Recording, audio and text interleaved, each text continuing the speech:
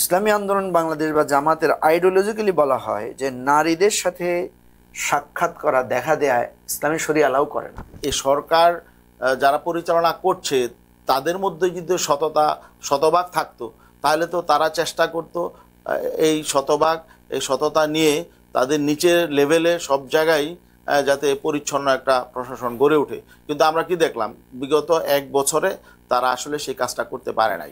এটাকে যখন ওনারা পার্টি আকারে গ্রহণ করেন, রাজনৈতিক দল এটাকে গ্রহণ করে যে এই আদর্শটা আমরা গ্রহণ করলাম, আবার রাজনৈতিক আচরণ করতে গেলে আপনি দেখবেন আপনাকে হয়তো ছাত্রীদের সাথে, হয়তো যেখানে যাদের হয়তো সেভাবে তারা ইসলামের বিধান মানছে না তাদের সাথে আপনাকে ডিল করতে হচ্ছে। এই জায়গায় ইসলামী আন্দোলন বাংলাদেশকে দেখবেন তারা কিন্তু নিয়মের ব্যতিক্রম করছে না, তারা ওই নিয়মটা ধরে রাখার চেষ্টা করে যাচ্ছে। কিন্তু জামাত এটা করছে না। জামাত এই জায়গায় একটা উদার পলিসি নেই। যারা যখন ক্ষমতায় থাকে তারা তাদের দুর্নীতি তো দেখে না এবং তারা স্বীকারও করে না যে দুর্নীতি হচ্ছে। জাতীয় পার্টি আসবে আসবে করে করে লাস্ট মুহূর্তে আর আসলো না, তারা আবার চলে গেল। কল্যাণ পার্টি, জেনারেল ইব্রাহিম সাহেব আমাদের সাথে আন্দোলন সংগ্রামে সবসময় ছিলেন, কিন্তু লাস্ট মুহূর্তে এসে চলে গেছে। এখন যখন আমরা বিজয়ী হয়েছি, অ্যাপারেন্টলি মনে হচ্ছে জাতীয় পার্টি এখন তো আফসোস করছে যে আমাদের সাথে যদি থাকতো তাহলে তো তারা আজকে তাদের উপরে তো মানে মানুষ খারাপ বলতো না তাদের কত। আমরা চাচ্ছি দীর্ঘমেয়াদে দেশটা ভালো চলুক। সাময়িক সরকার সাময়িকভাবে আছে, তারা তো চলে যাবে। তারা অলরেডি 13 মাস তারা অতিক্রম করে ফেলেছে, আর সামনে তারা একটা সময়সীমা দিয়েছে নির্বাচনের, ফেব্রুয়ারিতে নির্বাচন, আর 4 মাস থেকে 5 মাস আছে, তাই না? এর বাইরে তো তাদের যাওয়ার সুযোগ নেই। আজকে কল্যাণ পার্টির বীর মুক্তিযোদ্ধা মিস্টার আপনার ইব্রাহিম সাহেব, ওনাকে তো মানুষ মানে মীর জাফরের সাথে তুলনা করছে, তাই না? আমি যদি আমাদের এই সংগ্রামের সবাইকে আলাদা না করি, সবাইকে একসাথে করি, তাইলে এই দায়টা আমাদের সবার। সুপ্রিয় দর্শক শ্রোতা, ফেস দ্য পিপলের নতুন আয়োজন রাজনৈতিক সংলাপের অনুষ্ঠান 45 মিনিট। আজকে অনুষ্ঠানটি প্রথম আয়োজন, প্রথম পর্ব। সেই সুবাদে আপনাদেরকে আরেকবার বিশেষভাবে আমি আমন্ত্রণ জানাচ্ছি। আমি সাধনা মহল আপনাদের সঙ্গে থাকব। সপ্তাহে 2 দিন প্রচারিত হবে আমাদের অনুষ্ঠানটি, আর ফেস দ্য পিপলের পেজে বিস্তারিত খুব দ্রুতই জানতে পারবেন। আজকে আমাদের অনুষ্ঠানে আমাদের সঙ্গে আছেন দুজন খুব পরিচিত মুখ, বাংলাদেশের রাজনীতির যারা ফলো করেন, যারা আগ্রহ দেখান, আপনারা ওনাদেরকে চেনেন। আমার সঙ্গে আজকে স্টুডিওতে আছেন মুজিবুর রহমান মঞ্জু ভাই, চেয়ারম্যান এবি পার্টি। মঞ্জু ভাই, আপনাকে অনেক ধন্যবাদ এবং কৃতজ্ঞতা জানাচ্ছি আমাদের স্টুডিওতে আসার জন্য। ধন্যবাদ সাধনা, আপনার সাথে এই প্রথম টক শোতে না, আপনার একটা অন্য পরিবেশে, ভিন্ন পরিবেশে। Thank you. আর আমাদের সঙ্গে অনলাইনে যুক্ত হয়েছেন মাওলানা গাজী আতাউর রহমান, যুগ্ম মহাসচিব এবং দলীয় মুখপাত্র, ইসলামী আন্দোলন বাংলাদেশ। মাওলানা আতাউর ভাই, আপনাকেও আমরা অনলাইনে স্বাগতম জানাচ্ছি। ধন্যবাদ। তো আমরা শুরু করব খুব ছোট ছোট প্রশ্ন দিয়ে। ছোট প্রশ্ন, কিন্তু পরিষ্কার প্রশ্ন হলে পরিষ্কার উত্তর দিলে ভালো। শুরুতে একটা কথা আছে যে এই যে আমাদের এত বছরে আপনাদের যে দীর্ঘ আপনারা যে লড়াই আন্দোলন সংগ্রাম করলেন আওয়ামী ফ্যাসিজমের বিরুদ্ধে, এবং শেষ পর্যন্ত এত মানুষের জীবনের বিনিময়ে আমরা 5ই আগস্ট পেলাম। এর পরবর্তী সময়ে ধরেন যদি জনগণ হয়ে যদি আপনাকে প্রশ্ন করা হয় যে এটা যদি একটা দীর্ঘ পরীক্ষা হয়ে থাকে, অগ্নি পরীক্ষা হয়ে থাকে, তাহলে সেই পরীক্ষার কোথায় কোথায় আপনারা পাশ করলেন আর কোথায় কোথায় ফেল করলেন? ধন্যবাদ সাধনা। আমাদের অনলাইনে যুক্ত হয়েছেন গাজী ভাই, খুবই ভালো বক্তা। আপনাদের মাধ্যমে আপনাদের দর্শকদেরকেও শুভেচ্ছা জানাচ্ছি। আজকে প্রথম আপনাদের স্টুডিওতে বা আপনাদের এই ধরনের অনুষ্ঠানে আসলাম। ধন্যবাদ আপনাকে। দেখেন, পাস এবং ফেল, যখন আমরা কোনো একাডেমিক পরীক্ষা দেই সেখানে এক ধরনের নাম্বার বার থাকে, যে এত নাম্বার পেলে পাস, এত নাম্বার পেলে ফেল। পলিটিক্সে কিন্তু এটা নাম্বারিংটা এভাবে হয় না। পলিটিক্সে একই বিষয়ে কেউ আপনাকে মনে করতে পারে আপনি পাস করেছেন, কেউ মনে করতে পারে আপনি ফেল করেছেন। আবার পলিটিক্সে প্রতিদিন পাশ করতে হয়, প্রতিদিনই আবার ফেল করার ঝুঁকি থাকে। সুতরাং দেখেন, শেখ হাসিনার বিরুদ্ধে আমরা যে 15 বছর ধরে আন্দোলন করেছি, অনেকে বলতে পারে যে আপনারা তো 15, আমি বলে না যে 15 বছর ধরে তো কিছুই করতে পারেন, কিছুই করতে পারেন নাই, সরাতে পারেন নাই। বিএনপিকে তো আপনার মানে অনেকে টিজ করে বলে যে একটা ট্রাক সরাতে পারেন নাই, বালু ট্রাক সরাতে পারেন নাই, ঠিক আছে। কিন্তু 15 বছর ধরে আমরা যে আন্দোলন ধরেছিলাম, আন্দোলনে যে লেগেছিলাম, একবার পরাজিত হয়েছে, আবার মাঠে এসেছি, একবার পিটিয়ে আমাদেরকে জেলখানায় ঢুকিয়ে দেওয়া হয়েছে, একবার মনে হয়েছে যে আন্দোলন না করলে তো জেলে যেতাম না, বা জীবনটা তো ঝুঁকিপূর্ণ হতো না, পরিবার এত শঙ্কার মধ্যে পড়তো না। তারপরে তো আমরা ফিরে ফিরে এসেছি, যতবারই রাজপথে আন্দোলনে আমরা চ্যালেঞ্জ করেছি সরকারকে। তো সেটা আমরা ধরে রেখেছি বলেই কিন্তু একটা জুলাই আগস্ট আবার এসেছে, না হলে হয়তো সেটা আসতো না। তো আমাদেরকে মানুষ বিজয়ী বলছে কখন? যখন আমরা জুলাইতে শেখ হাসিনাকে হারাতে পারলাম, উনি যখন পালিয়ে গেলেন, যেটা আমরা বারবার বলছিলাম আপনাকে পালিয়ে যেতে হবে, পালিয়েও রক্ষা পাবেন না, তখন মানুষ আমাদেরকে বলছে যে আমরা বিজয়ী হয়েছি। কিন্তু আমি মনে করি যে ওই 15 বছর ধরে আমরা বারবার বিজয়ী হয়েছি, আমাদেরকে হারানোর চেষ্টা করা হয়েছে, আমাদেরকে জেলে নিয়ে, আমাদেরকে মেরে পিটিয়ে, আমাদের অফিসে তালা মেরে, অফিস ভেঙে, আমি বলতে আমাদের সবার কথা বলছি, তো গুলি করে গুম করে আমাদেরকে হারানোর চেষ্টা করা হয়েছিল, কিন্তু আমরা হেরে যাই নাই।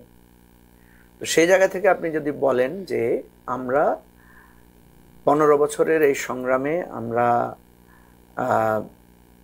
অনড় ছিলাম, অটল ছিলাম, বারবার ফিরে এসেছি। আমাদের মধ্যে অনেকে আমাদেরকে ছেড়ে চলে গেছে, মানে আমি উদাহরণ হিসেবে বলছি, ধরেন অনেককে যেতে যেতেও আমরা যেতে দেই না, আবার ধরে রেখেছি। আবার অনেককে বিপক্ষ জায়গা থেকে আমরা টেনে আনার চেষ্টা করেছিলাম। যেমন দুটো আমি উদাহরণ দিই। জাতীয় পার্টিকে আমরা চেষ্টা করেছিলাম যে আপনারা আমাদের সাথে থাকেন, এই আন্দোলনে চলে আসেন, শেখ হাসিনাকে আর সাহায্য করেন না। জাতীয় পার্টি আসবে আসবে করে করে লাস্ট মুহূর্তে আর আসলো না, তারা আবার চলে গেল। আবার আমাদের সাথে ছিলেন ধরেন এই যে কল্যাণ পার্টি, জেনারেল ইব্রাহিম সাহেব আমাদের সাথে আন্দোলন সংগ্রামে সবসময় ছিলেন, কিন্তু লাস্ট মুহূর্তে এসে চলে গেছে। আবার কিছু কিছু ছিলেন আমাদের সাথে, যাওয়ার জন্য চেষ্টা করেছিলেন, আমরা যেতে দেই না বা বলেছি না যাও না, আমাদেরকে ছেড়ে থাকো আন্দোলনে। এখন যখন আমরা বিজয়ী হয়েছি, অ্যাপারেন্টলি মনে হচ্ছে জাতীয় পার্টি এখন হয়তো আফসোস করছে যে আমাদের সাথে যদি থাকতো তাহলে তো তারা আজকে, তাদের উপরে তো মানে মানুষ খারাপ বলতো না তাদের কত। আজকে কল্যাণ পার্টির বীর মুক্তিযোদ্ধা মিস্টার আপনার ইব্রাহিম সাহেব, ওনাকে তো মানুষ মানে মানে মীর জাফরের সাথে তুলনা করছে, তাই না? তো সেজন্য আমি বলছি যে আরো অনেকের আমি নাম বললাম না, যারা যেতে চেয়েছিলেন কিন্তু আমরা যেতে দেই নাই। মানে আমরা বলেছি যে তোমরা যদি যাও বিপদ হবে, তোমরা যদি যাও তোমরাও ইতিহাসের রাস্তা করে নিক্ষিপ্ত হবে। সুতরাং এই সব ব্যাপারে আমরা বলি যে দিন শেষে সবকিছু শেষে আমরা বিজয় হয়েছি, কিন্তু রাজনীতির বিজয় তো একদিনের শেষ না। এরপরের যে পরীক্ষা আমাদের সামনে, সেখানে যদি আমরা বিজয়ী হতে না পারি, কতটুকু হয়েছেন পরবর্তী বিজয়ের পরবর্তী? হ্যাঁ, এটা ভালো প্রশ্ন। এটাই আমি বলবো যে আমরা কিন্তু এখন আর পরবর্তী পরীক্ষায় বিজয় ধরে রাখতে পারবো কিনা বা পরবর্তী পরীক্ষায় বিজয় হতে পারবো কিনা, এটা নিয়ে এখন একটু শঙ্কা তৈরি হয়েছে, এখন একটু সন্দেহ, সংশয়, আশঙ্কা তৈরি হয়েছে। সেটা যদি আমি সময় হয় বলবো। এখন আমার মূল কথা হচ্ছে যে আমরা 15 বছরের সংগ্রামী বিজয়ী হয়েছি, অসাধারণ বিজয় অর্জন করেছি, অনেক ত্যাগের বিনিময়ে আমরা একটা মানে বিশ্বকে তাক লাগিয়ে দেওয়ার মতো বিজয় অর্জন করেছি। কিন্তু বিজয় অর্জন চাইতে বিজয় রক্ষা করা অত্যন্ত কঠিন। এই সাথে সাথে আমি আতার ভাইয়ের কাছে যাওয়ার আগে একটা সম্পূরক প্রশ্ন আমার মনে আসলো। সরি, যে বিজয় পরবর্তী পরীক্ষা যদি আবার বলি যে ঠিক আছে, ওটাকে মানে স্থায়ী করার জন্য মানে ফলাফলটা তো জনগণের জীবনে দিতে হবে। রাজনীতির শুধু তো সংগ্রাম আন্দোলন না, ফসলটা তো জনগণের ঘরে তুলে দিতে হবে। সেই পরীক্ষাতে কি একটা চ্যালেঞ্জ এমন দেখেন যে নতুনদের কারণে কি আপনাদের কোনো ধরনের মানে বাধা হচ্ছে কাজে বা এগিয়ে যাওয়ার ক্ষেত্রে? কি নতুনরা বারবার এক ধরনের গোয়ার্তুমি করছে কিনা? মানে আমি খোলাখুলি ভাবে আমরা আলাপটা করতে চাই আসলে। না, বুঝতে পেরেছি আপনি বুঝাতে চাচ্ছেন যে যারা বিজয়ের নেতৃত্ব দিয়েছিল, মানে আপনি মিন করতে চাচ্ছেন যে ধরেন সমন্বয়করা, বৈষম্য বিরোধী ছাত্র আন্দোলনে যারা শীর্ষ নেতৃত্বে ছিলেন তারা, বা এখন বলতে পারেন যে এনসিপি যারা নেতৃত্ব দিচ্ছেন তাদের কথা বলতে পারেন। তাদের কারণে কোনো পরাজয়ের সংখ্যা দেখা দিয়েছে। মানে বাধাগ্রস্ত হচ্ছে কিনা বারবার একটা মানে আমি যদি আমাদের এই সংগ্রামের সবাইকে আলাদা না করি, সবাইকে একসাথে করি, তাইলে এই দায়টা আমাদের সবার। আপনি যদি বলেন যে বিজয়ের ফসল ঘরে তুলতে পারার ব্যর্থতার জায়গাটা, এটা আমাদের সবার। এটা হয়, এটা ইতিহাসের প্রত্যেক পরতে পরতে আপনি দেখবেন যারাই বিজয়ের নেতৃত্ব দিয়েছেন তাদের কারণে কিন্তু বিজয়ের একটা থ্রেড তৈরি হয়। আমাদের মুক্তিযুদ্ধ ৭১-এ যে বিজয় আমরা অর্জন করেছিলাম, আমরা যেটা নতুন রাষ্ট্রের স্বপ্ন দেখেছিলাম, আমরা যে বৈষম্যহীন মানে অর্থনীতি দেখেছিলাম, সেটার থ্রেটে পড়েছে কার জন্য? সেটা তো শেখ মুজিবুর রহমানের জন্য পড়েছে। সেই শেখ মুজিবুর রহমানের এই মানে আমাদের এই স্বাধীনতা, আমাদের এই স্বপ্ন, আমাদের এই প্রত্যাশাকে উনি মানে বাকশাল দিয়ে, স্বৈরতন্ত্র দিয়ে, ওনার মানে এক ধরনের অহমিকা বোধ থেকে উনি যেটা করেছেন, সেটার কনসিকুয়েন্স এখনো আমাদের রাষ্ট্রকে ভোগ করতে হচ্ছে। আপনি সেই অহমিকা এবং দম্ভ আরেকটি ফর্মে দেখতে পাচ্ছেন, ছোট করে? হ্যাঁ, আমি আপনাকে সেটাই বলছি, সেই দম্ভটা আমরা সামগ্রিকভাবে সবার মধ্যে ছড়িয়ে পড়েছে। ঠিক আছে, আমাদের এই আন্দোলনে যেহেতু কোনো একক নেতৃত্ব ছিল না, একটা কম্বাইন্ড এফোর্ট ছিল, এবং বিজয়ের পরে যখন সবার মধ্যে অহমিকাটা তৈরি হয়েছে, কেউ আমি মনে করছি আমি বেশি করেছি, আরেকজন মনে করছে আরেকজন বেশি করেছে, বা আমি মনে করছি আমি বেশি করেছি, ওই যে মানে আতাউর ভাইকে আমি হয়তো বলছি, বা সাধনা মহলকে আমি বলছি যে না, আপনার কোনো অবদান ছিল না, তখনই এই অহমিকাটা বা এই ভুল পদক্ষেপটা তৈরি হচ্ছে, এবং এটার কারণে কিন্তু জনগণ এটা খারাপভাবে দেখছে, এবং আপনি যে থ্রেডটা দেখছেন, এই থ্রেডটা তৈরি হচ্ছে। তো এটার জন্য আমি পার্টিকুলার কাউকে দায় দিব না, সবার মধ্যে শেয়ার করছেন আর কি রেসপন্সিবিলিটি। ধন্যবাদ মঞ্জু ভাই। আমরা একটু মাওলানা আতাউর ভাইয়ের কাছে যাই।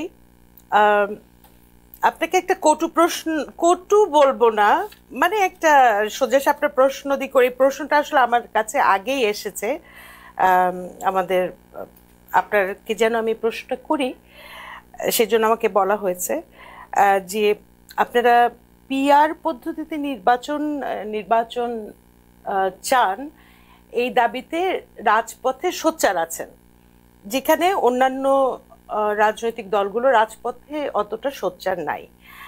তো দর্শক শ্রোতার প্রশ্নটা ছিল যে দেশে তো এখনো দুর্নীতি হচ্ছে এই অন্তর্বর্তী সরকারের সময়ে, তো আপনারা দুর্নীতির বিরুদ্ধে কেন রাজপথে সোচ্চার হচ্ছেন না? অথবা জুলাই গণহত্যা বা আয়নাঘর, গুম, খুন কিংবা বিডিআর হত্যাকাণ্ড, এই সমস্ত বিচারের দাবিতে কেন রাজপথে সোচ্চার হচ্ছে না? কেন শুধু পিআর? ধন্যবাদ আপনাকে। আজকে ফেস দ্য পিপলের এই প্রথম ব্যতিক্রম অনুষ্ঠান, এবং জনপ্রিয় ফেস দ্য পিপল এই চ্যানেলকে ধন্যবাদ, দর্শক শ্রোতা সবাইকে ধন্যবাদ।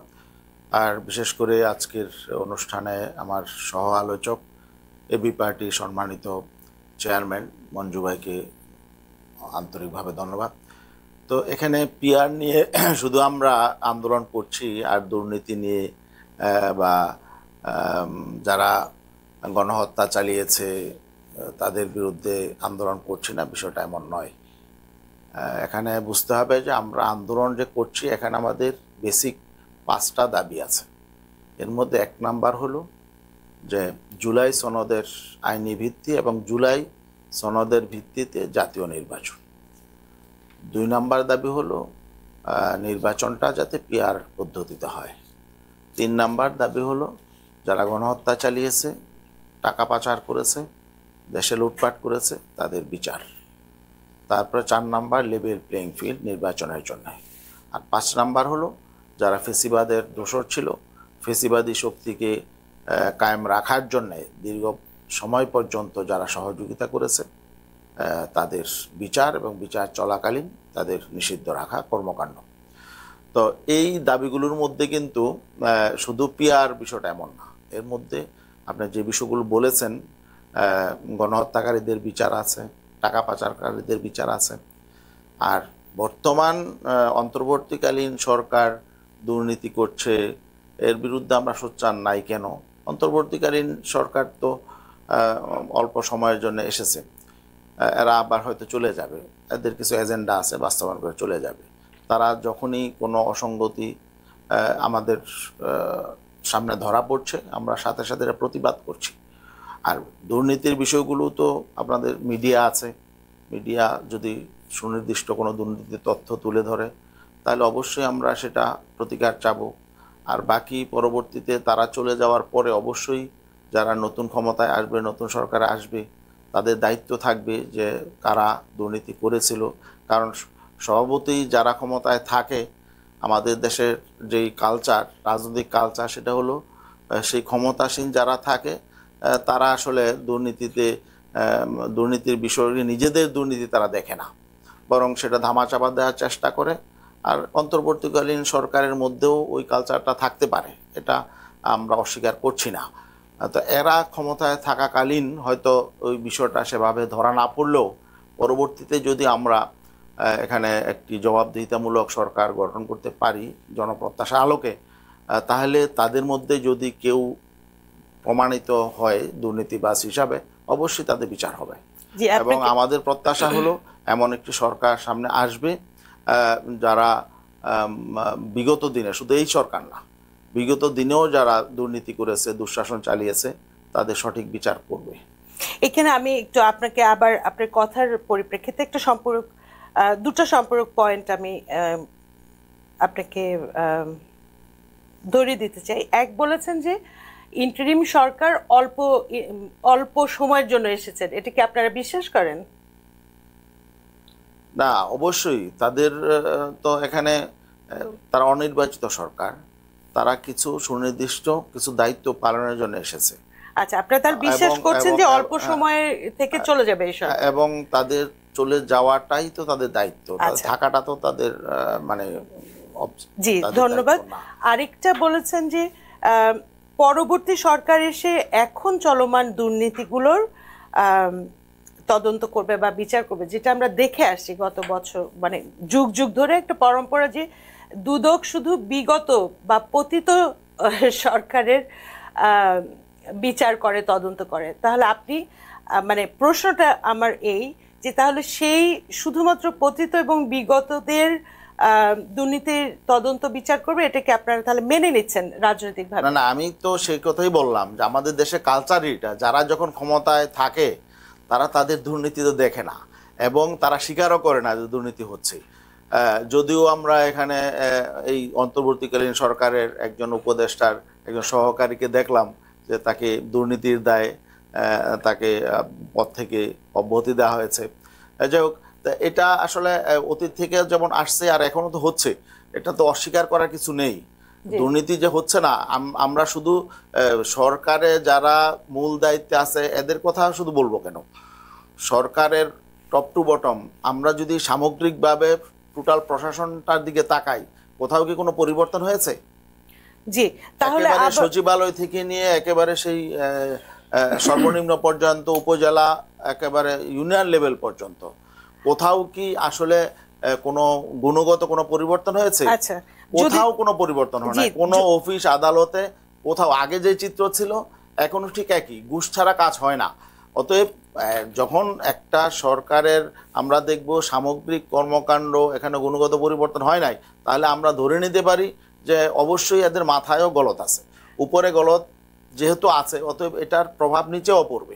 যদি এই সরকার যারা পরিচালনা করছে তাদের মধ্যে যদি শতভাগ থাকতো, তাহলে তো তারা চেষ্টা করতো এই সততা নিয়ে তাদের নিচের লেভেলে সব জায়গায় যাতে পরিচ্ছন্ন একটা প্রশাসন গড়ে ওঠে। কিন্তু আমরা কি দেখলাম, বিগত 1 বছরে তারা আসলে সেই কাজটা করতে পারে নাই। জি, কিন্তু আপনারা দেখলেন যে তারা এটা করতে পারছে না বা পারে নাই, এটাই কি যথেষ্ট শুধু দেখাটা বা বোঝাটা, নাকি আপনাদেরও এখানে দায়বদ্ধতা আছে জনগণের প্রতিনিধি হিসেবে? এবং জুলাই গণ অভ্যুত্থান শুধু না, স্বৈরাচারের বিরুদ্ধে আন্দোলনের একজন অংশীজন, দলটাকে যদি আমি বলি যে অংশীজন হিসেবে আপনাদেরকে একটু বাড়তি দায়িত্ব আছে কিনা, শুধু দেখা ছাড়া অন্য কিছু করার আছে কিনা? না, এখানে আমরা মানে মূল জায়গায় হাত দিতে চাই। এখানে তাদের যে দায়িত্বটা, তারা অঙ্গীকার করেছে 3টা কাজের। 1 নম্বরে তারা রাষ্ট্র সংস্কার করবে, 2 নম্বরে তারা গণহত্যাকারী এবং দুর্নীতি যারা অতীতে করেছে তাদের বিচার করবে, 3 নম্বরে সুষ্ঠু নিরপেক্ষ নির্বাচন তারা দিবে, তাই না? তো আমরা এখানে আসলে রাষ্ট্র সংস্কারের জন্য সংস্কারের যে বিষয়গুলো আছে সেই বিষয়গুলোতে আমরা ফোকাস করতে চাচ্ছি বেশি, কারণ এই সরকারের এই সংস্কার কর্মকাণ্ডের উপর নির্ভর করবে আগামী দিন দেশটা কিভাবে চলবে। আপনার কি এই জন্য আমরা ছোটখাটো অনেক বিষয়ে, যদিও এই সরকারের অনেক বিচ্যুতি আছে, এগুলো আমরা প্রতিবাদ করছি, কিন্তু সেভাবে যদি আমরা আন্দোলনে যাই তাহলে দেখা যাবে যে মূল বিষয়গুলো ধামাচাপা পড়ে যাবে। এই জন্য আমরা মূল বিষয়গুলো যাতে ধামাচাপা পড়তে না পারে, রাষ্ট্র সংস্কারের মূল জায়গাগুলো যাতে এখানে সঠিকভাবে হয়, মানে এখানে সংস্কার এবং আগামী নির্বাচনের জন্য যাতে একটা ভালো পরিবেশ তৈরি হয়, এই মূল জায়গাগুলো আমরা চাচ্ছি আগে ঠিক হোক। যদি আমরা এই সরকারের বিভিন্ন মন্ত্রণালয়ে এবং বিভিন্ন কর্মকাণ্ডে বিভিন্ন জায়গায় কিছু ত্রুটি বিচ্যুতি অবশ্যই হচ্ছে, এগুলো সব সরকারের আমলে হয়, এগুলোকেই যদি আমরা হাইলাইটস করি, এগুলোর পেছনেই যদি আমরা আন্দোলন সংগ্রাম গড়ে তুলি, তাহলে দেখা যাবে মূল কাজটা ব্যাহত হবে। আমরা চাচ্ছি দীর্ঘমেয়াদে দেশটা ভালো চলুক। সাময়িক সরকার সাময়িকভাবে আছে, তারা তো চলে যাবে, তারা ভালো করুক মন্দ করুক, তাদের যেই মানে সময়সীমাটা তো খুব বেশি না, তারা অলরেডি 13 মাস তারা অতিক্রম করে ফেলেছে, আর সামনে তারা একটা সময়সীমা দিয়েছে নির্বাচনের, ফেব্রুয়ারিতে নির্বাচন, আর 4 মাস থেকে 5 মাস আছে, তাই না? এর বাইরে তো তাদের যাওয়ার সুযোগ নেই। অতএব আমরা যদি দেখতাম যে না, তারা দীর্ঘমেয়াদী প্ল্যান পরিকল্পনা করে ক্ষমতা থাকার চেষ্টা করছে, তখন হয়তো দেখা যেত তাদের বিষয়ে আমাদের একটা ভিন্ন চিন্তা হতো।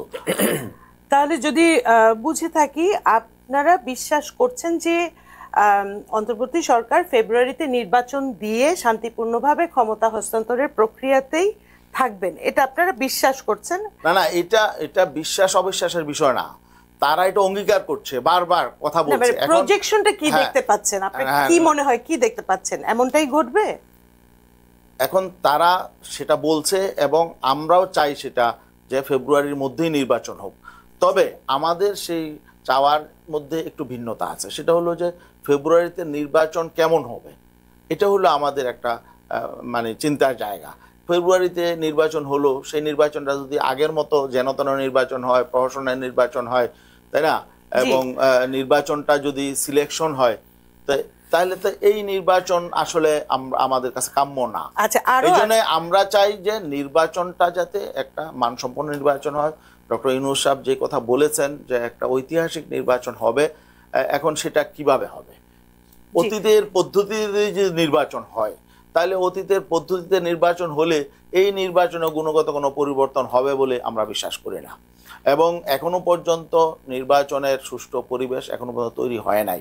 এই জন্য আমাদের কনসার্নের জায়গাটা হলো যে নির্বাচন ফেব্রুয়ারিতে হোক, এটা আমাদের কোনো আপত্তি নাই, বরং আমরা চাচ্ছি যে নির্বাচনটা হয়ে যাক, কিন্তু নির্বাচনটা ক্রেডিবল হতে হবে, নির্বাচনটা মানে যাতে গুণগতভাবে আগের নির্বাচনের চেয়ে একটু ব্যতিক্রম হয়, ভালো হয়, এবং সেই নির্বাচনের মধ্য দিয়ে যাতে আমরা একটা ভালো সরকার পাই, এবং সেই সরকার যদি জনগণের কাছে জবাবদিহিতা করে এবং একটা সুশাসন তারা দিতে পারে, আমরা এটা চাই।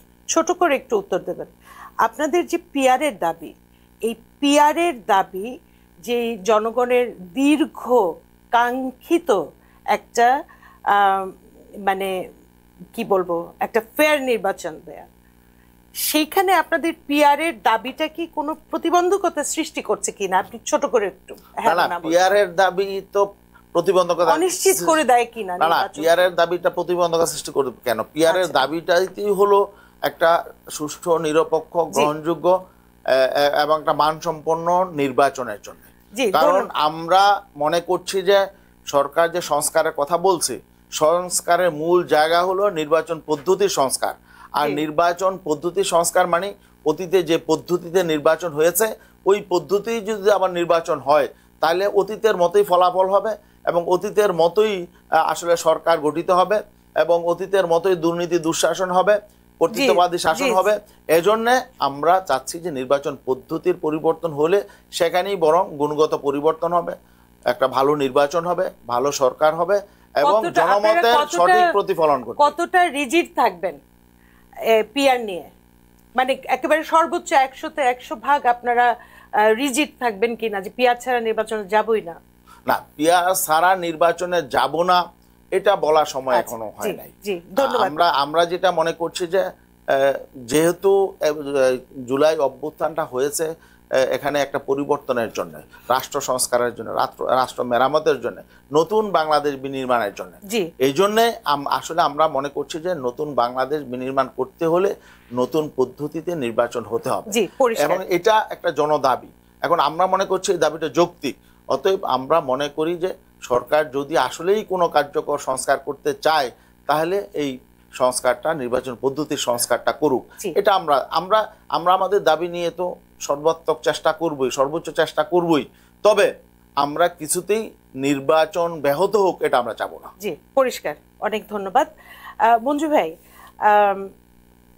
যারা পিআর কে একটা শর্ত হিসেবে, যদিও মাওলানা আতর ভাই বললেন যে ওনারা একেবারে শতভাগ রিজিড না পিআর ইস্যুতে, ছোট করে শুধু আপনি উত্তর দেবেন যে পিআর এর দাবিটা আমাদের যে আসন্ন নির্বাচনের নিয়ে যে যতটুকু শঙ্কা আছে সেই শঙ্কাতে আরো এক চামচ ঘি বেশি ঢালে কিনা?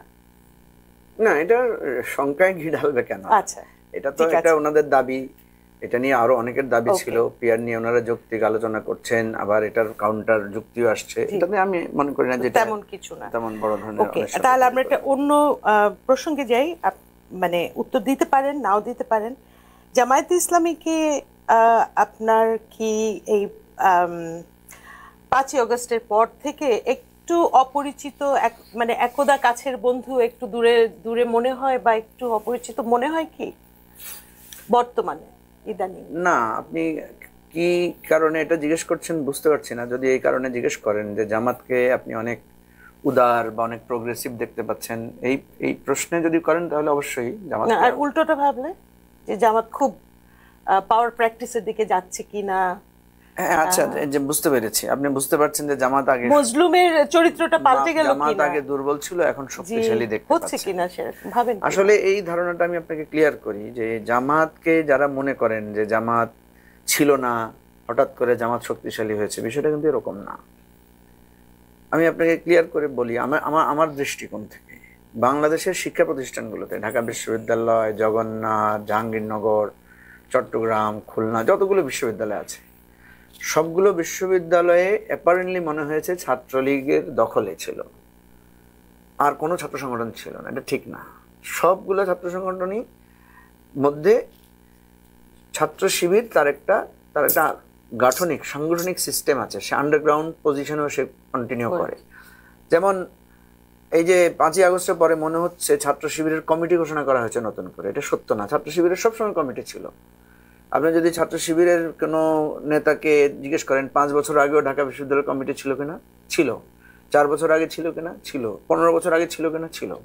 অলওয়েজ ছিল, এবং খুব পাওয়ারফুল কমিটি ছিল। ঢাকা বিশ্ববিদ্যালয়, জাহাঙ্গীরনগর, চট্টগ্রাম, রাজশাহী, এগুলো সবগুলো শক্তিশালী সংগঠন ছিল ছাত্র শিবিরের। এবং ছাত্র শিবিরের টার্মে এগুলোকে বলা হয় সদস্য শাখা, যারা খুব সিনিয়র পর্যায়ের সংগঠন। তারা কিভাবে ছিল? যেহেতু তাদের উপরে নিপীড়ন, তাদের উপরে নির্যাতন ছিল, তারা এক ধরনের আন্ডারগ্রাউন্ড ফর্মে কাজ করেছে।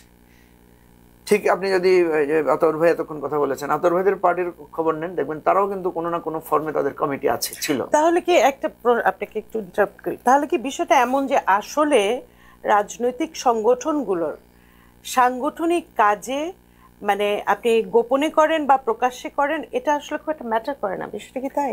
না, আমি কথাটা পুরোটা বললে আপনার কাছে ক্লিয়ার হবে।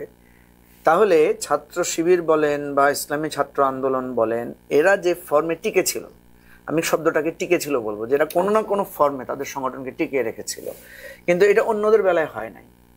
যেমন ছাত্রদলের ছেলেদেরকে পিটিয়ে বের করে দিয়েছে, তারা কিন্তু আর আন্ডারগ্রাউন্ড ফর্মে কোনো সংগঠন করে নাই, তারা বাইরে ছিল, বাইরে থেকে পলিটিক্স করেছে। তাহলে যখন 5ই আগস্ট চলে গেল, ছাত্র লীগ যখন চলে গেল, পালিয়ে গেল, তখন ক্যাম্পাসগুলোতে দেখা যাচ্ছে রিয়েলি যারা ছিল ওই ছাত্র শিবিরের ছেলেরা রয়ে গেছে, তারা ছিল, তারা এখন প্রকাশ্যে এসেছে। কিন্তু ছাত্রদলের ছেলেরা তো ছিল না, তারা তো বাইরেই ছিল। যার কারণে প্রত্যেকটা ক্যাম্পাসে এখন ছাত্র শিবিরকে আপনি একটু পাওয়ারফুল জায়গায় দেখছেন। ঠিক একইভাবে জামাতেরও কিন্তু প্রত্যেকটা ইউনিয়নে কমিটি ছিল, প্রত্যেকটা উপজেলায় কমিটি ছিল। এখন বিএনপিরও কমিটি ছিল হয়তো, কিন্তু বিএনপি সেভাবে শুধু পলিটিক্যাল কর্মসূচি পালন করেছে, কোথাও করতে পারে নাই। কিন্তু জামাতের একটা কর্মসূচি আছে যেটা পাবলিকলি কখনো ভিজিবল হয় না, জামাতের ধরেন রেগুলার বৈঠক হয়, দায়িত্বশীল বৈঠক হয়, তাদের রিপোর্টিং বৈঠক হয়, তাদের দাওয়াতি কর্মসূচি থাকে, এগুলো কিন্তু সবসময় চালু ছিল, নানা ফর্মে তারা কাজ মানে করেছে। এই খুনি হাসিনার আমলেও চালু ছিল। হ্যাঁ, আচ্ছা, আরেকটা আমি আপনাকে বলি, বাংলাদেশে যেদিন 10 নম্বর সিগন্যাল থাকে, যে ধরেন মানুষ ঘর থেকে বেরোচ্ছে না, 10 নম্বর সিগন্যাল, সেই জন্য আপনি দেখবেন ইসলামী মানে ইসলামী আন্দোলন বাংলাদেশ বা জামাত ইসলামী এই সমস্ত দলগুলো, বা সিপিবিরও হতে পারে, এটা কমিউনিস্ট পার্টিরও হতে পারে, এদের সেদিনও দেখবেন 10,000 বৈঠক হয়েছে সারা বাংলাদেশে, বা মানে আপনার 50টা তাদের শিক্ষা বৈঠক হয়েছে। কারণ এদের যে ফর্মের যে কর্মসূচিটা সেটা স্টিল থাকে, ফলে এই সাংগঠনিক শক্তিটা আওয়ামী লীগের এই রিপ্রেশনের ফলে এটা অক্ষত ছিল, হয়তো ক্ষতিগ্রস্ত হয়েছে প্রচুর পরিমাণে, কিন্তু সংগঠনটা খুব শক্তিশালী ছিল, স্ট্রং ছিল।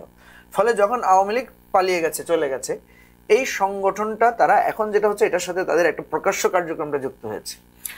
তাহলে নাম বুঝতে এই জন্য আপনি যারা জামাতকে জানে না সেভাবে, তাদের কাছে মনে হবে এটা নতুন ভাবে জামাত, যারা ইসলামী আন্দোলন বাংলাদেশ সম্পর্কে জানে না, তারা হয়তো মনে হতে পারে আরে ইসলামী আন্দোলন বাংলাদেশে হঠাৎ উত্থান হয়েছে।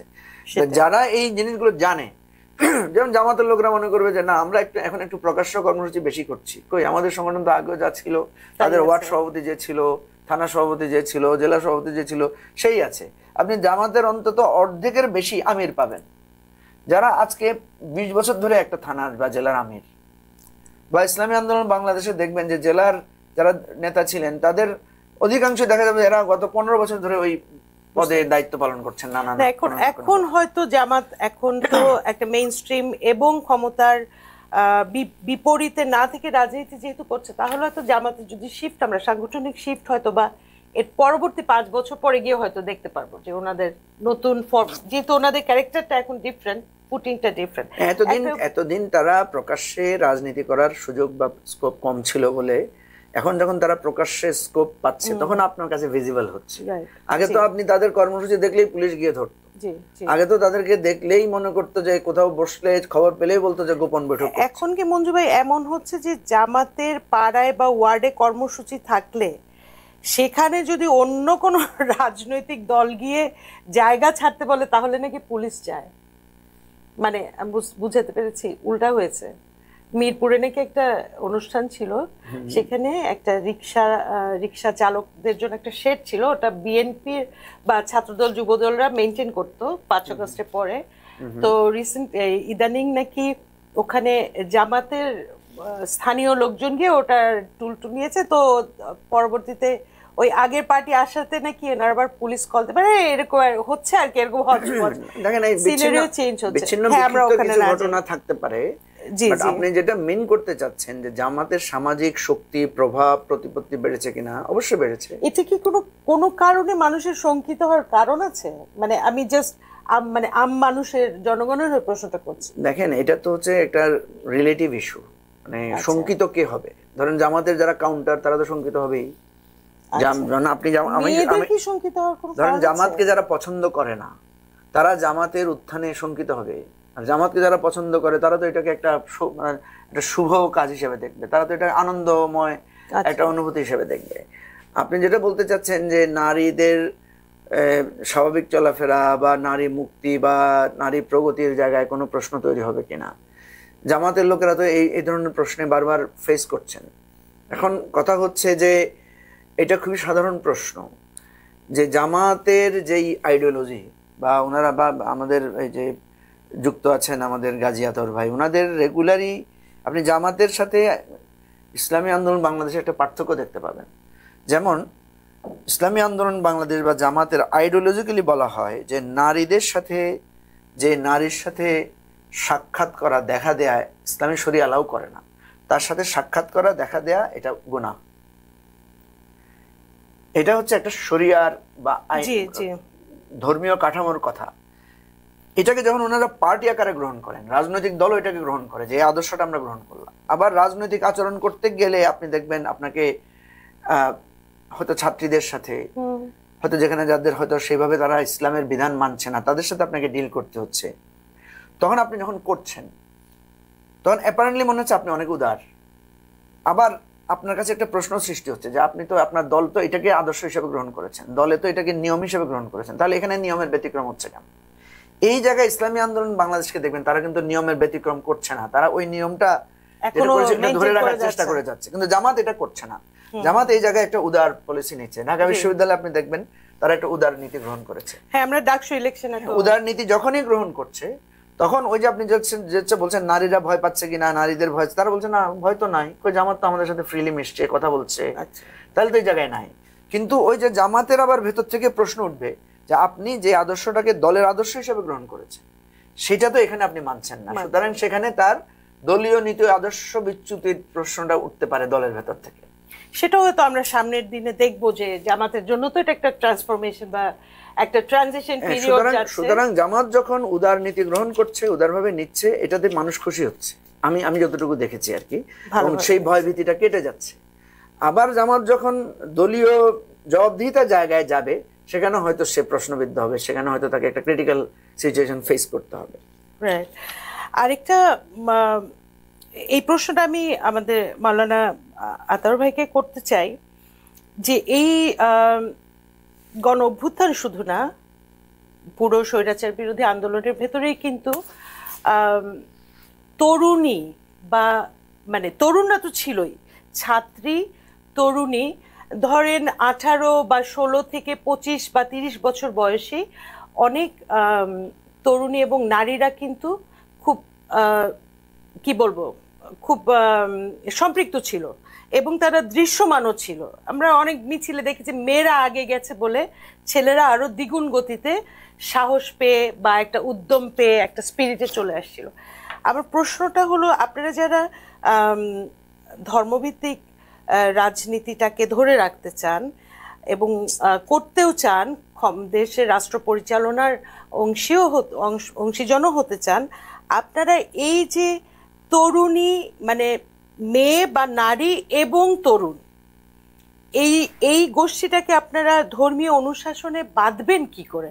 এটাকে কি আপনারা কোনো একটা চ্যালেঞ্জ হিসেবে দেখেন কিনা, ছোট করে যদি একটু বলেন। না, আপনি যে কথাটা বলেছেন যে আমাদের এই জুলাই অভ্যুত্থানে মেয়েদের, বিশেষ করে ছাত্রীদের একটা বড় ভূমিকা ছিল, অবশ্যই এটা স্বীকার করতেই হবে। এবং মেয়েরা যেভাবে রাস্তায় নেমে এসেছে এবং তারা এখানে শুধু রাস্তায় নেমে এসে তারা নেতৃত্বের জায়গায়ও তারা ছিল, আমরা তাদেরকে অ্যাপ্রিসিয়েট করি।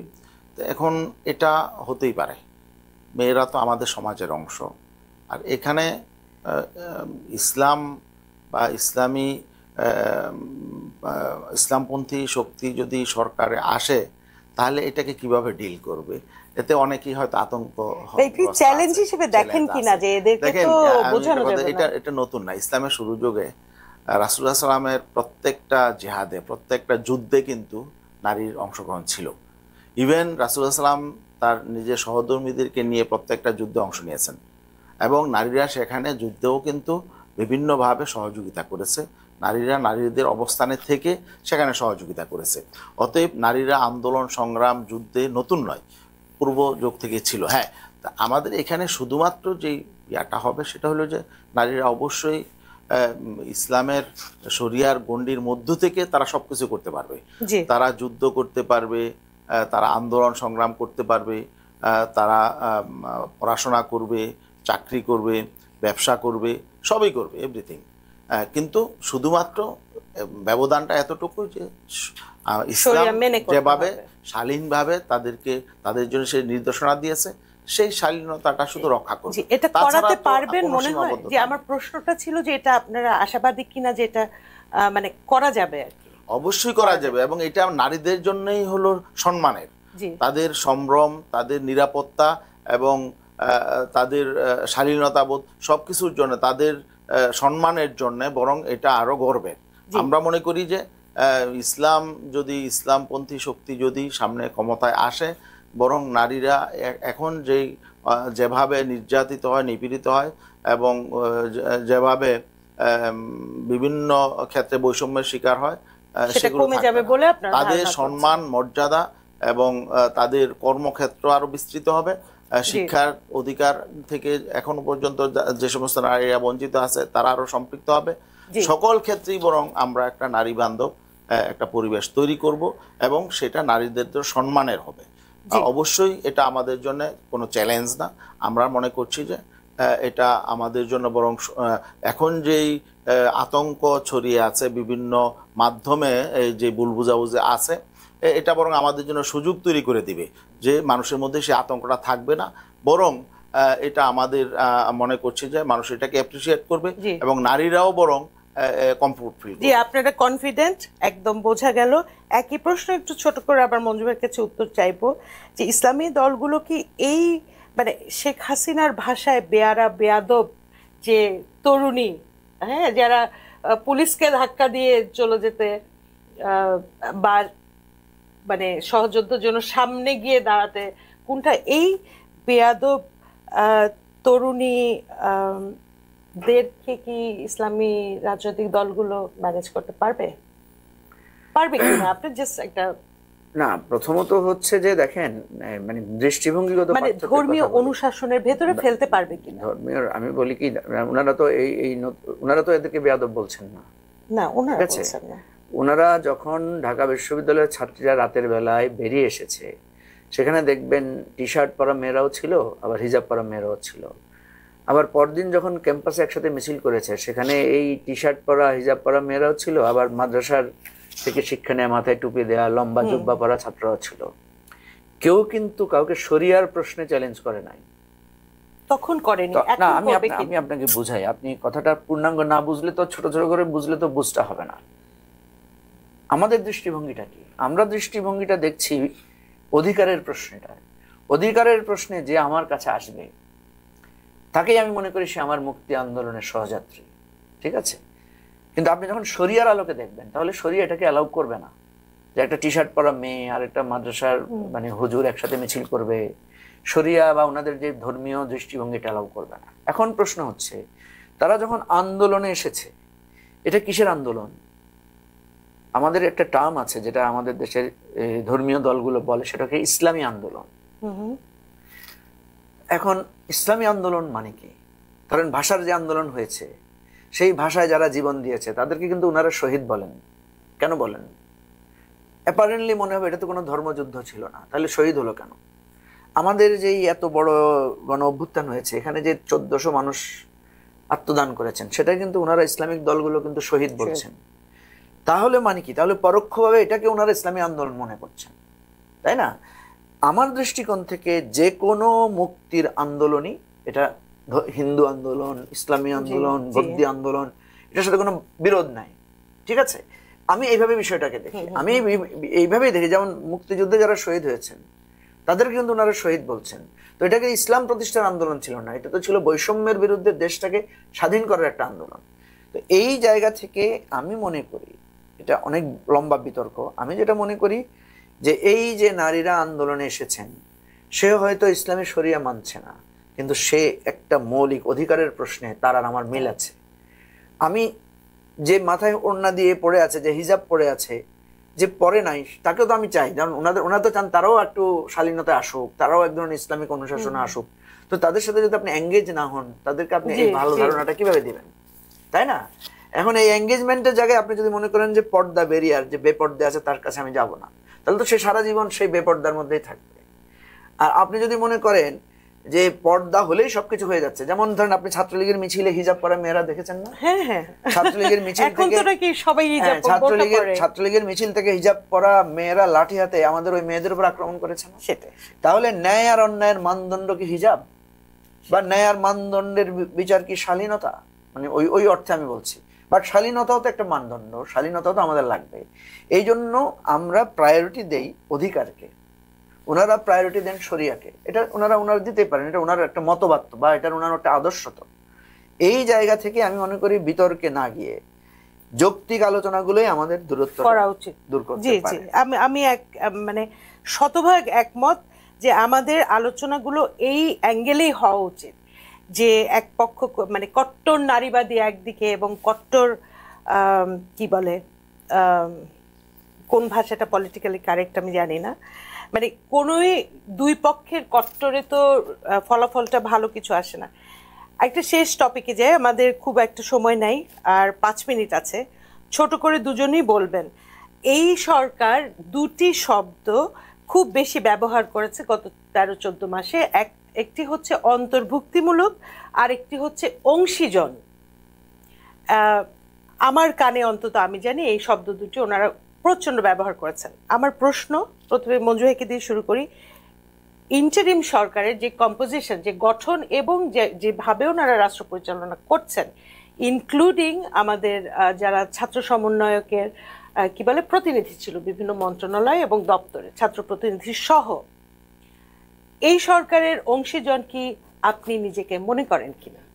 জি, এই সরকারের অংশীজন আমরা সবাই নিজেকে এবি পার্টি মনে করে, আমরা মনে করি এই জন্য যে দেখেন, এই পরিবর্তন যদি না হতো, এই সরকার যদি না থাকতো, আমরা আজকে কোথায় থাকতাম? না, আমি বলছি রাষ্ট্র পরিচালনার ক্ষেত্রে যেভাবে দেশটা ওনারা চালাচ্ছেন, সেখানে আপনি অংশীজন এই অর্থে ধরেন, অংশীজন বলতে তো সবাই যে একদম মূল জায়গায় কাজ করবে এরকম না। অংশীজন ধরেন আমরা যখন আপনার ঐকমত্য কমিশনের মিটিং এ যাচ্ছি, যখন আমরা কিছু সমালোচনা করছি এবং আমরা যখন কোনো কিছু বলছি যেটা যখন কার্যকর হচ্ছে, তাহলে তো আমি এটার অংশীজন হতেই পারি, আমি তো অংশীজন ভাবতেও পারি। আমি বলছিলাম যে যেভাবে ওনারা দেশটা চালাচ্ছেন, জি, যেমন সচিবালয় পরিষ্কার করা হয় নাই, ঠিক আছে, বা বিডিআর গণহত্যা নিয়ে কোনো কথা হচ্ছে না, এরকম অনেকগুলো ইস্যু আছে, সেগুলোর কি আপনারা অংশীজন মনে করেন যে হ্যাঁ আমি স্বরাষ্ট্র মন্ত্রণালয়টা যেভাবে চলছে আমি এটার পার্ট? আপনি তো আপনার প্রশ্নের মধ্যেই তো উত্তর আছে। তারপর একটু আপনার প্রশ্নের মধ্যে উত্তর আছে যে আমরা এটা সরাসরি পার্ট না। আপনি তো দেখতেই পাচ্ছেন, আপনি যদি হতেন তাহলে তো আপনি আমাকে জিজ্ঞেসই করতেন না যে আপনি তো মন্ত্রী বা আপনি তো সিদ্ধান্তকারী শক্তি, তাহলে তো আপনি অংশীজন কিনা এটা প্রশ্ন আসতো না। আপনি আমাকে প্রশ্ন করছেন যে আপনি যেহেতু সরাসরি এটার অংশীদার না, তারপরে নিজেকে অংশীজন মনে করেন কিনা। তো তাহলে প্রথম কথা হচ্ছে, আমি যদি সরাসরি অংশীদার হতাম তাহলে তো আপনি আমাকে ওই প্রশ্ন করতেন না। আপনি বলতেন যে আপনি তো পার্ট অফ দি গভর্নমেন্ট, ঠিক আছে। যেহেতু আপনি বুঝতে পারছেন না আমি পার্ট অফ দি গভর্নমেন্ট কিনা, আপনার কাছে সেরকম ক্লু নাই, আপনি বুঝাতে চাচ্ছেন আমি আমাকে অংশীজন মনে করি কিনা, বা এই দায়টা আপনি আমাকে নিতে করেন। আমি হ্যাঁ অবশ্যই দায় বোধ করি। আজকে যদি এই সরকারের বিরুদ্ধে কোনো পদক্ষেপ হয়, এই রেজিমের বিরুদ্ধে কোনো পদক্ষেপ হয়, এটা আতাউর ভাইও শাস্তির আওতায় পড়বেন, বিচারের মধ্যে পড়বেন, বা ক্ষোভের মুখে পড়বেন, আমিও পড়বো। এই ব্রডার সেন্সে আমরা কেউ অংশীজনের বিরুদ্ধে না, কারণ এই সরকার যখন শপথ নেয় আমরা নিজেরাই তো সেখানে সবাই অংশগ্রহণ করেছি। আমি ছিলাম, আতাউর ভাইও সম্ভবত ছিলেন, আমরা সবাই সেখানে উপস্থিত ছিলাম, আমরা তো এই সরকারকে সাপোর্ট করেছি। আমাদের পজিশনটা হচ্ছে যে আমরা এই সরকারের বিভিন্ন বিষয়ে সমালোচনা করছি। দেখেন, আমরা যে তির্যক ভাষায় সরকারের সমালোচনা করি, এই সমালোচনা যদি অন্য কেউ করতো তাহলে তাদের বিরুদ্ধে ব্যবস্থাই নিত। আমাদের বিরুদ্ধে ব্যবস্থা নিতে পারে না কেন? মনে করে যে আমরা এই সমস্ত বিষয়ে আমরা পার্ট অফ দি কোনো না কোনো ফর্মে ডিসিশন মেকিং এর আমাদের অবদান আছে, ভূমিকা আছে। পারফরম্যান্সে সন্তুষ্ট কিনা? না, পারফরম্যান্সে তো অবশ্যই সন্তুষ্ট না। কত দিবেন 10-এ এই 14 মাস? আমাকে তো আগেও জিজ্ঞেস করা হয়েছিল, আমি তো এটাকে মনে করি, দেখেন আমি আবারও আপনাকে বলি, এটা অঙ্ক না। আমি যদি মনে করি একটা রাষ্ট্র ব্যবস্থা যে ফর্মে ট্রান্সফরমেশন হয়েছে, সেখানে আপনি যদি ধরেন এখনো মানে এখনো একটা এই গৃহযুদ্ধের মতো হয় নাই। আমাদের পৃথিবীর বহু দেশে গণঅভ্যুত্থানের পর গৃহযুদ্ধ হয়েছে। পৃথিবীর বহু সময় দেখা গেছে যারা বিজয় হয়েছে ওরা নিজেরা যুদ্ধ লেগে গেছে। আফগানিস্তানে আপনি দেখবেন রাশিয়া রুশ বাহিনী যখন চলে গেছে, তখন যে সমস্ত ইসলামিক ফোর্সরা লড়াই করেছে তারা নিজেদের মধ্যে যুদ্ধে লিপ্ত হয়ে গিয়েছিল। এইভাবে আপনি অনেক জায়গায় দেখবেন, কসোভো বা ওই যে আপনার জার্মানির এগুলোতে ধরনের হয়েছে। বাংলাদেশে এটা হয় নাই। এই পার্সপেক্টিভে সরকারকে তো আপনাকে খুব ভালো নাম্বার দিতে হবে, যে 80 নাম্বার দিতে হবে।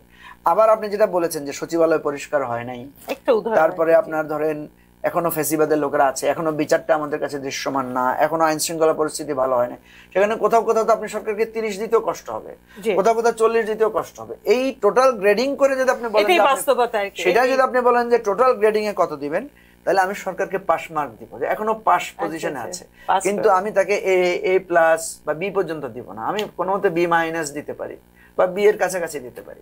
জি, অনেক ধন্যবাদ। আমরা একদম শেষের দিকে, মাওলানা আতাউর ভাই আপনাকেও ছোট করে উত্তর দিবেন। আপনিও এই সরকারের রাষ্ট্র পরিচালনার ক্ষেত্রে একই প্রশ্ন, নিজেদেরকে আপনার দল অংশীজন মনে করেন কিনা এবং এই সরকারকে কত মার্কস দিবেন, ছোট করে বলে আমরা শেষ করবো আজকে। এক্ষেত্রে মঞ্জু ভাই যে বলেছেন যথার্থই বলেছেন। আসলে এটা তো অঙ্ক না। আরেকটা বিষয় হলো যে অবশ্যই আমরা যারা ফেসিবাদ বিরোধী আন্দোলনে ছিলাম, আমরা সবাই এই সরকারকে অন করি। কারণ হলো আমরা এই সরকারকে বসিয়েছি এবং এ পর্যন্ত সরকার টিকে আছে। যদি টিকে আমরা সহযোগিতা না করতাম তাহলে সরকার এ পর্যন্ত আসতে পারতো না। তবে সরকার এখানে যেহেতু আমাদের রাজনৈতিক দলগুলোর মধ্যে বিভিন্ন চিন্তার বিভিন্ন আদর্শের আছে, অতএব এখানে এক এক দল হয়তো সরকারকে এক একভাবে মূল্যায়ন করবে। তা আমরা কিন্তু এই অন্তর্বর্তীকালীন সরকারের কাছে আমাদের দলীয় এজেন্ডা বাস্তবায়নের কথা আমরা বলি না, তাই না? তাহলে তো আমরা বলতাম যে আপনারা শরিয়া আইন কায়েম করেন, আপনারা সুদ বন্ধ করেন, হদ কেসাস কায়েম করেন, এগুলো আমরা বলতাম। আমরা কিন্তু এগুলো বলি নাই। আমরা কি বলছি? আমরা এই সরকারের কাছে, এই সরকার যে অঙ্গীকার করেছে যে তারা সংস্কার করবে, তারা বিচার করবে, তারা সুষ্ঠু নির্বাচন করবে, আমরা শুধু বলছি যে আপনারা আপনাদের এই অঙ্গীকারগুলোই বাস্তবায়ন করেন, যেগুলো আমাদের রাষ্ট্রের প্রয়োজনে, জনগণের প্রয়োজনে, যেগুলো আসলে এগুলো প্রয়োজনে এগুলো করতে হবে। তো এই জন্যই কিন্তু আমরা এই সরকারের সমর্থন করছি, সরকারের সাথে আছি, তারপরেও কিন্তু আমরা আবার আন্দোলন করছি। কেন? সরকার যে কমিটমেন্ট করেছিল এই কমিটমেন্টের উপরে এখন চলছে না। আমরা দেখছি যে শুধুমাত্র একটা নির্বাচনের দিকে যাচ্ছে, যেনতেনভাবে একটা নির্বাচনের মধ্য দিয়ে তারা বিদায় নিতে চাচ্ছে। তো যেনতেনভাবে একটা নির্বাচন দিয়ে বিদায় যদি নিতে হয় তাহলে এই 11 মাস 12 মাস বা 1.5 বছর কেন তারা ক্ষমতায় থাকলেন? এটার তো কোনো প্রয়োজন ছিল না। তাহলে 3 মাসের মধ্যে একটা নির্বাচন দিয়ে সংবিধানের আলোকে, যেহেতু সংবিধানে আছে পার্লামেন্ট না থাকলে পরবর্তী 3 মাসের মধ্যে নির্বাচন, যেহেতু এখন সবাই সংবিধানের কথা বলছে, সরকারও বলছে, নির্বাচন কমিশনও বলছে যে সংবিধানের পিয়ার নাই, তাহলে সংবিধান অনুযায়ী 3 মাসের মধ্যে নির্বাচন দিয়ে তারা চলে যেতে পারতো। এখন যেহেতু তারা এখানে অঙ্গীকার করেছে যে তারা সংস্কার করবে, অতএব সেটা করতে হবে। এখন তাদের অঙ্গীকারটা বাস্তবায়নের জন্যই কিন্তু এখন আমরা রাজপথে নামতে বাধ্য হয়েছি। আমরা কিন্তু আমাদের এজেন্ডা বাস্তবায়নের জন্য আমরা বলছি না। অতএব এক্ষেত্রে আমরা বলবো যে এখানে সরকারের, আমি বলবো সরকার সবচেয়ে বড় সফলতা হলো যে এই একটা বিপর্যস্ত একটা দেশ, যে 15 বছর যে দেশটাকে যেভাবে ধ্বংস করে এইখানে একটা শঙ্কা আমাদের সবারই ছিল যে হয়তো দেশে একটা দুর্ভিক্ষ তৈরি হবে এবং মারামারি কাটাকাটি হানাহানি হবে, লক্ষ লক্ষ লোক এখানে নিহত হবে।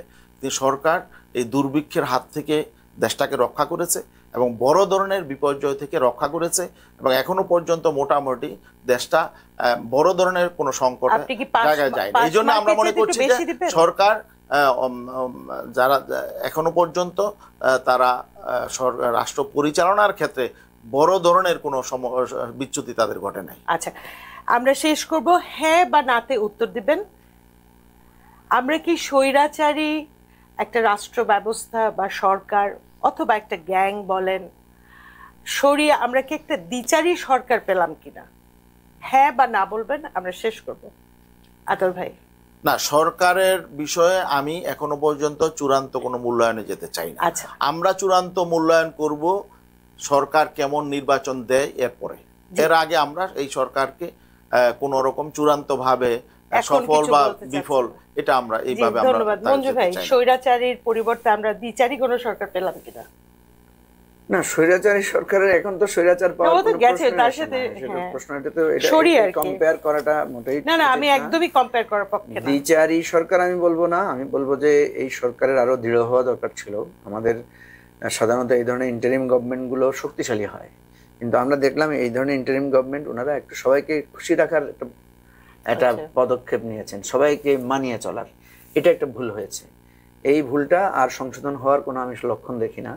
ফলে এই সরকারকে আসলে মানুষ কম্পেয়ার করবে আগামী দিনে যে নির্বাচিত সরকার আসবে তাদের সাথে করবে, তখন দেখবেন হয়তো তখন মনে হবে এই সরকার অনেক ভালো ছিল। কিন্তু দ্বিচারিতাটা অত আপনার চোখে পড়ছে না? দ্বিচারিতার ওইভাবে বলবো না, কারণ দ্বিচারিতা মানে বলতে গেলে আমি বলবো যে সে কি স্বৈরাচারের পক্ষে নিয়েছে তা তো না। সুতরাং আমি দ্বিচারী বলবো না, আমি বরং বলবো দুর্বল অন্তর্বর্তী সরকার। এটাকে আরো শক্তিশালী অন্তর্বর্তী সরকার হওয়ার সুযোগ ছিল, করতে পারতো তারা। এখনো আছে? এখন মনে হয় না সে সুযোগ আর আছে। এখন তারা নির্বাচনের দিকে হাঁটছেন, অন্তত নির্বাচনের ক্ষেত্রে অন্তত সেই মানে ওটাই তো তাদের চূড়ান্ত অবস্থা। দর্শক শ্রোতা, আমাদের সময় শেষ। এতক্ষণ আমাদের সঙ্গে থাকার জন্য অনেক ধন্যবাদ। আর আমাদের দুজন সম্মানিত অতিথি দুই বড় ভাইকে আমি আরেকবার কৃতজ্ঞতা এবং শুভেচ্ছা জানাচ্ছি। সবাই ভালো থাকবেন, নিরাপদ থাকবেন। খোদা হাফেজ।